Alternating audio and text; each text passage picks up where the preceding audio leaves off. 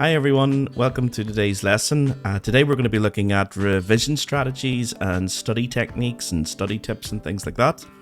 The topic is probably one that isn't really covered. As far as I know, it isn't really covered that much by teachers. Usually what happens in secondary school or in university is that you would be taught a series of lectures and classes and topics, and then maybe at the end of the year the teacher or the lecturer will say, okay, now go away and study everything, and they sort of leave you to it. So it's going to be an interesting topic, I think. A lot of the information that is going to be in this lesson today I've taken from books and journals, and a lot of it from YouTube videos as well. There's a lot of great YouTube videos out there from people who are experts in their fields, in this field of education, and how students learn and how we teach students. So people with PhDs in education really know what they're talking about.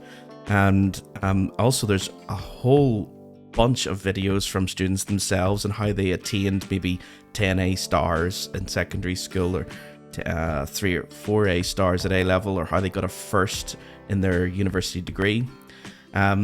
So yeah, there is quite a bit of this that can be found as well in other YouTube channels. Ones that I would definitely recommend.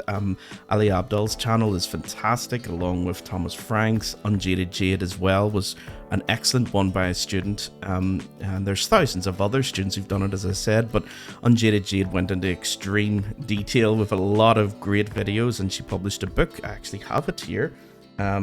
It's the only study guide you'll ever need. So there it is. Fantastic book. So definitely worth a read if you're sort of stuck on how to get started in revision and study. So yeah, as I say, YouTube is a great place to learn a lot of this, and there are books, as I said, out there. Hopefully most of the things we're going to cover today are things that you haven't considered, or things you may have come across but didn't fully understand or are interested to know a bit more. So let's get stuck into it. Okay, So this is a huge mind map, and well, I suppose a spider diagram as well. We're probably going to look at this section first: work smarter, not longer or harder. So let's just have a wee focus of that first of all. Okay, so how to work smarter, not longer or harder. This is going to be sort of a breakdown of some of the things to avoid doing, as well as some strategies you could probably put in place for how to plan your revision before you actually get stuck into it as well. So the first thing that we're going to discuss, warning, this sign is only a distraction. Yeah, distractions. Now this can be different for some people depending on where you are. I know from personal experience as well, living in student halls, it was very easy to get distracted living with all my friends, and you just want to spend time with them and have a bit of fun and a bit of crack. But probably the best thing to do would be to maybe go to the library or something. And if you're studying from home, again, there's other distractions, of course, from family and TV, and even things like using the phone or internet browsing as well if you're studying on a laptop. So there's some students I know who've used Forest app for their mobile phones, or Self-Control for computers.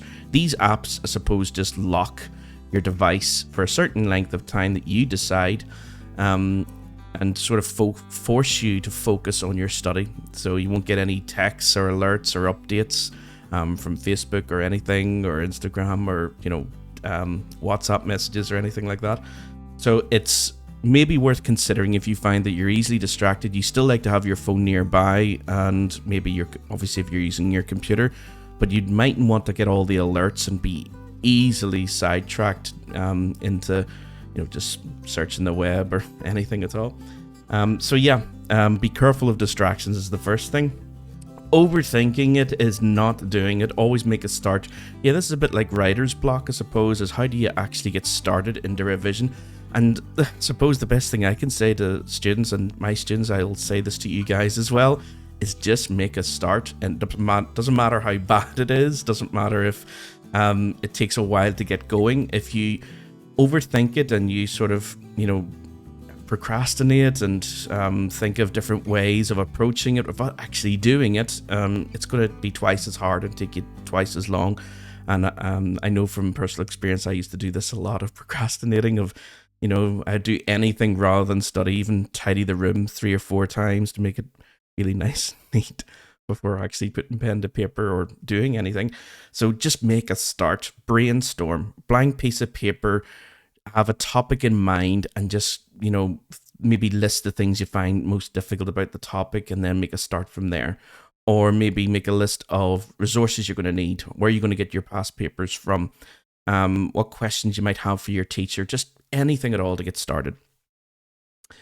Rereading and highlighting are not effective revision strategies. Again, I'm guilty of doing this. I probably wasn't as bad as this, though, highlighting in a textbook or anything, but I would have done this with my notes, my class notes, and I didn't use anything like the Cornell method of taking class notes. Unfortunately, I only found out about these things years later after doing my PhD in music. So a lot of the things, by the way, today will sort of have a bit of a music focus because I'm a music teacher, but most of this can be applied to any subject, of course. So everything that we're looking at today are things that I missed. So I really struggled during my degree, my master's, my PhD. I was terrible at remembering things and putting things together, as you could probably tell, that I have to have a huge mind map open in front of me to remember what to talk about. So yeah, these are things that are worth taking into account, is that rereading and highlighting, not the best way forward. Instead, what you should do when you're going over your notes, you should go over your notes again, of course, but do it actively. As it says here, annotate them with thoughts, questions, add examples, link points together, make flashcards, make mind maps, make spider diagrams, practice your recall. We're going to be looking at that later, what we mean by recall. And don't immediately move on to something else as well. So when you're going through your notes, you might just, literally just flick through like 4 or 5 pages, read them, scan them quickly, and move on to the next thing. It's a waste of time. You need to start doing things actively, get your brain going, ask yourself questions as you go every step of the way. When you're reading something, even a question of how am I going to remember this? And don't just leave that. Just think, leave that up in the air. Just think of exactly how am I going to remember what I'm reading here? What's the best revision strategy? Should I make a mind map? Should I make a flow chart? Should I make a spider diagram? Can I make a flashcard? Should I just brainstorm? Loads of things that we're going to be looking at to get you thinking. Be honest and identify your weaknesses as soon as possible, which for me were a lot. In music, the 2 areas that I ended up specializing in are the 2 areas that I hated when I was doing my degree, which is music history and music theory. I just like playing music, and now it's probably the thing I'm worst at doing. Because I just spent so many hours of trying to read up and understand everything about music theory and everything about music history, that it actually ended up being the thing that I enjoyed the most. But they were my biggest weaknesses, just huge areas. And then how do I go about solving that? How do I go about making my journey easier and remembering these things? And the way that I did it, of course, is from multiple sources. That was the mistake. I would buy a theory book, and if I didn't understand it, I said, okay, that's it. I'm not going to be any good at theory. And then gradually I buy another one and maybe another one, and eventually I find something, or online, or maybe a website or something that I could easily go to and just think, this is beginning to make sense, this way of explaining it. And then maybe combining that with other sources that you might find and think, well, what's a better way of going about this of understanding this topic? And why is this one better than the other? So those type of things. So that's probably the main thing when it comes to finding a topic that you're weak at, is get as many different approaches as possible. So even past papers, getting notes from other students who've done it in the past, obviously doing an internet Google search to see if there's other websites. I know people give off about Wikipedia, but sometimes it's a good place to start and get you involved in a topic, and then you can branch out into the sort of more professional websites and publications and things. Yep. So try exam questions based on your week topics. That's a big thing. Do that first before obviously doing an entire past paper. Is have an idea of what your week is at first. Now, obviously, this takes time. There's no silver bullet. There's no shortcut way of doing this. It is a bit of a slog at the start, so it is quite boring, unfortunately, but it does get easier with time. It really does. The hardest thing about revising is probably if you're doing this for the first time in a while, or maybe this is a subject you find really tough, and this is the first time that you're going to be revising it. This is the hardest part you're in right now, so at least there's some comfort in that it will get easier. As long as you keep at it. Now, teach others, form a study group, or get a study buddy. Yeah, even when you're in a group, the group doesn't all have to be made up of people who are studying the exact same thing as you. There are examples, I think, in Ali Abdal's YouTube channel. He was talking about when he went, I think it was either Cambridge or Oxford. I think it might have been Cambridge, that he had a study group with other friends of his who were doing completely different degrees to him, but they all helped each other sort of concentrate and bounce ideas off each other, and maybe even develop other effective revision strategies.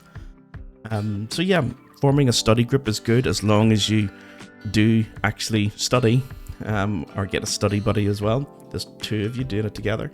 Keep each other motivated. The best way to retain information is to teach someone else the topic. Yeah, there's been a lot of studies done on this, that going to a lecture or a class will only give you a little bit of information that you can maintain for any length of time, and you gradually you'll forget it within a week, if not a day. Rereading or reading over your notes, using audio-visual examples and stimuli to help you remember things, yeah, that does help. Demonstrating what you've learned to other people, that's good. Discussion as well, of course, in groups or with other people who maybe don't do the subject as well. Put into practice what you've learned. That's probably not as big an area in my subject that I teach my students, because I do teach them music history and music theory. But for someone who's doing sciences, maybe, of course, doing the putting the practical skills to use. And of course, the bottom one here, teaching others. Yeah, that's probably the number one way of retaining information. Ask your teacher questions regularly. And this is a huge one.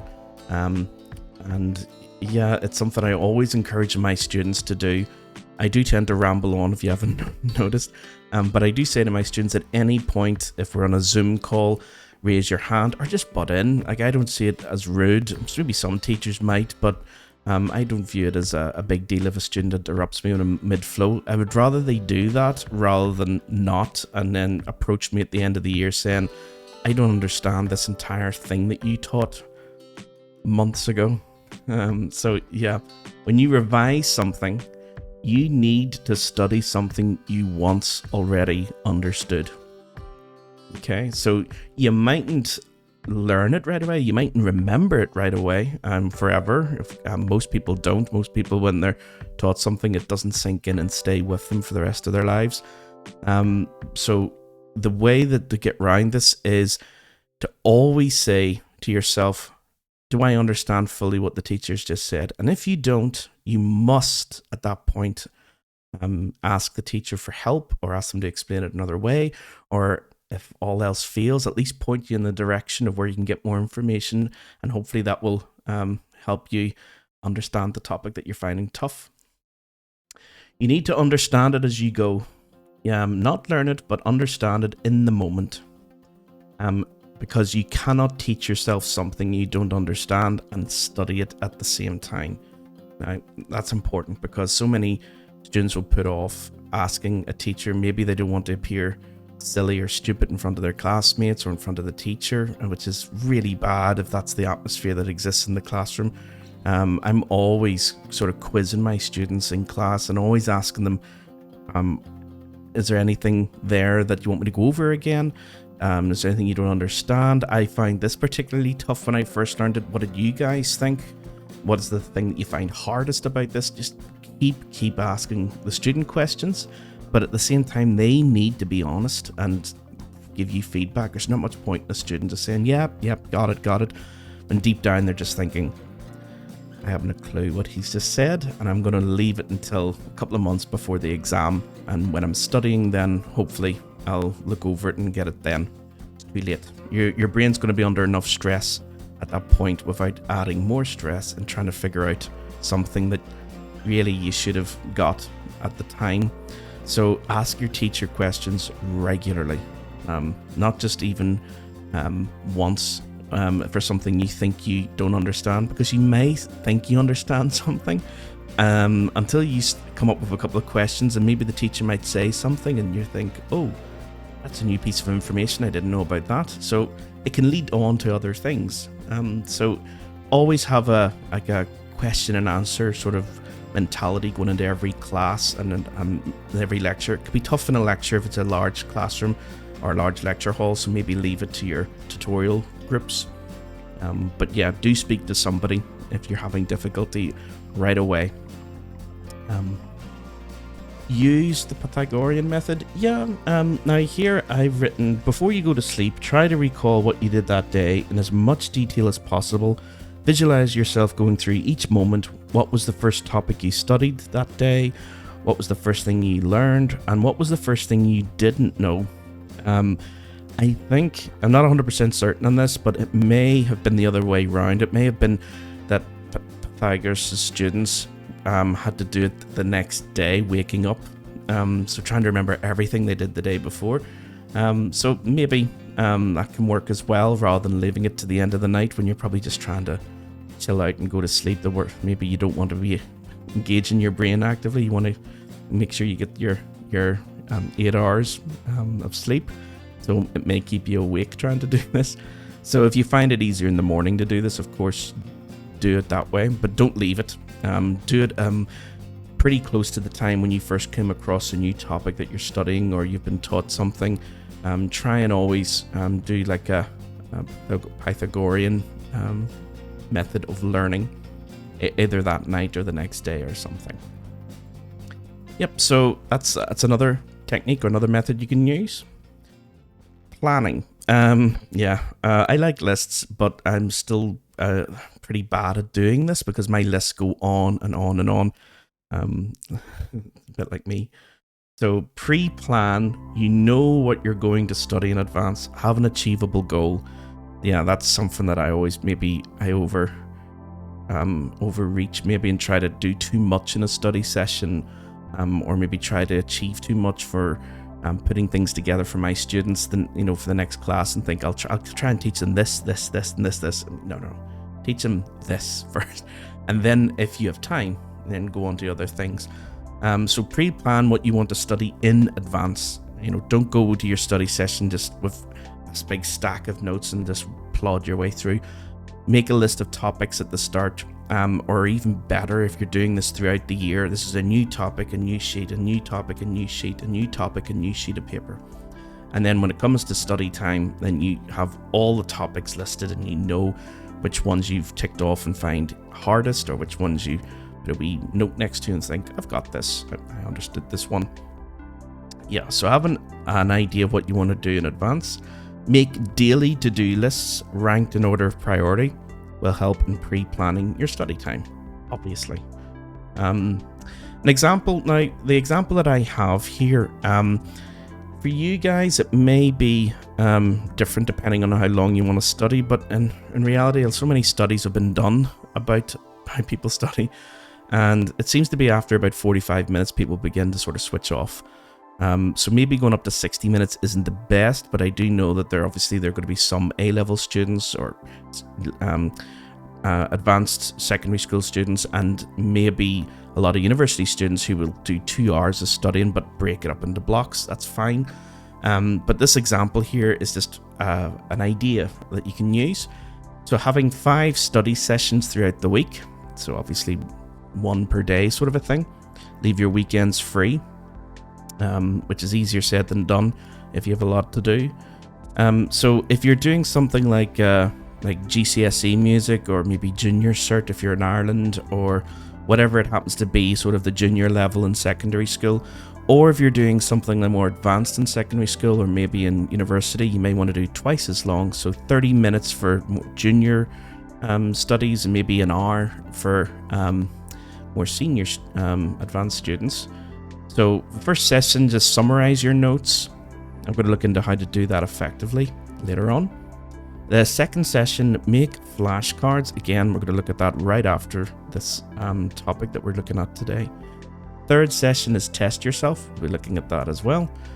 Fourth session, practice an exam question. Those two are sort of tied in with each other. So testing yourself with flashcards and then doing a practice exam question, or indeed, if you have time, doing an entire past paper. And then the fifth session, identify any gaps in your learning. That is, believe it or not, something that most students sort of ignore. And we're going to see that when we're looking at past papers.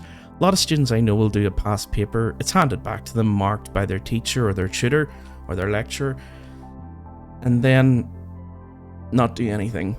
And that's it. Oh, I got an F, I got a D, I got an A, whatever the grade level happens to be. If you're getting an A, then obviously you're doing well. If you're getting an F, you need to improve. But really what you should do is look over that paper in great detail with some of the things we're going to look at later. And what should you do once you get a practice paper back? That's not the end of the story. It's only the beginning.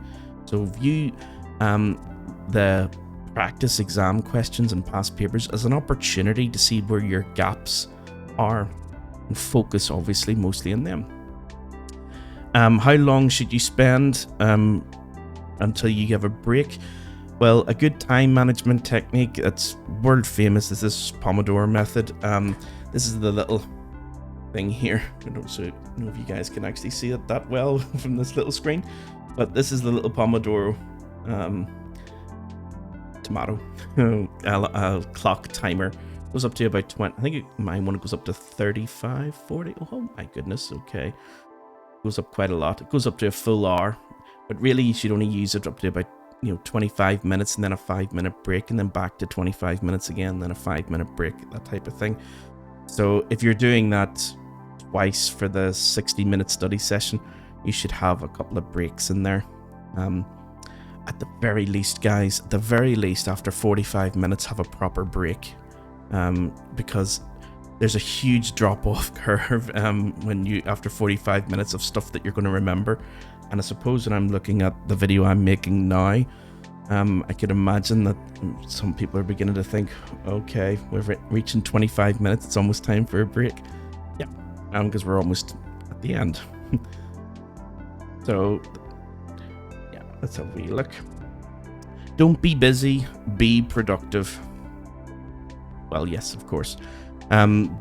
Being busy, just having activity, stuff going on around you, isn't really achieving much.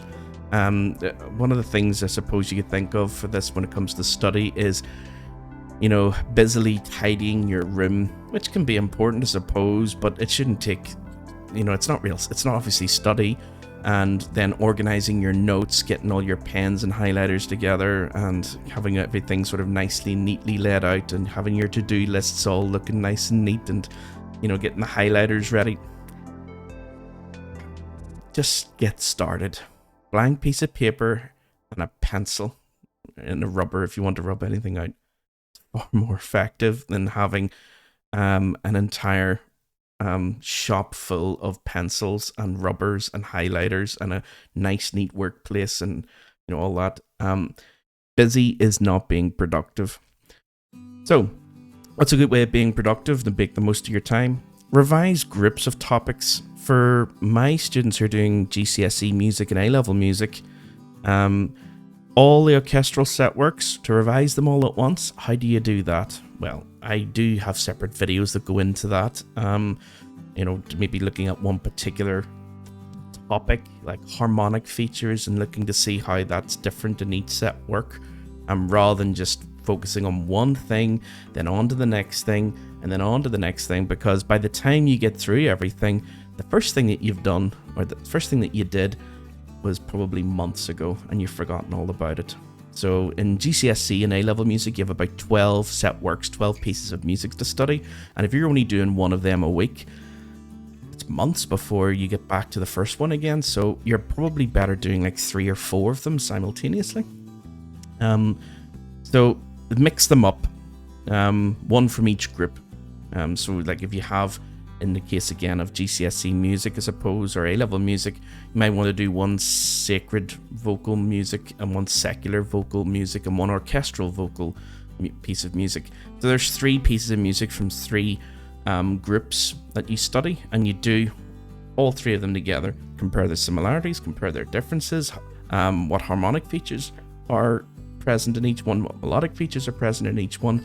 And if you're doing other subjects like sciences or history, I'm sure there are other ways of interleaving, that's the technical term, where you're taking different things from different groups, different study topics, and studying them together. So if you only do one at a time, you will forget everything by the end, because it's not like when you study something, it just sinks in and stays in there, and then you can move on to the next thing. You need to be continuously juggling some of these things throughout the year. So interleaving is tough. It is hard. First time doing it, and I still really don't like doing it, because a lot of the things that I'm learning is teaching techniques for my students, and some of them are I won't say no, I won't say which books I have or which techniques that I'm using, because some of them disagree with each other, and yeah, they're a wee bit tricky. So it is hard when you're sort of studying something where you have very different material from one topic to the other, but it is worthwhile at the end. It may look a little bit tricky at the start, but it is worthwhile when you see the similarities and see how everything fits together. Yeah. Pick a good time to study. Get to bed early. Wake up early to study. I never did this, but the students who did far better at me, far better than me in school and in college did this. They were up at like 6 or 7. They did an hour, maybe 2 hours of study before going into school. Now, or even into college. I know how that sounds, because I was not one of those people, but my grades in secondary school would reflect that, and compared to some of the guys who did do this. So make regular specific study time.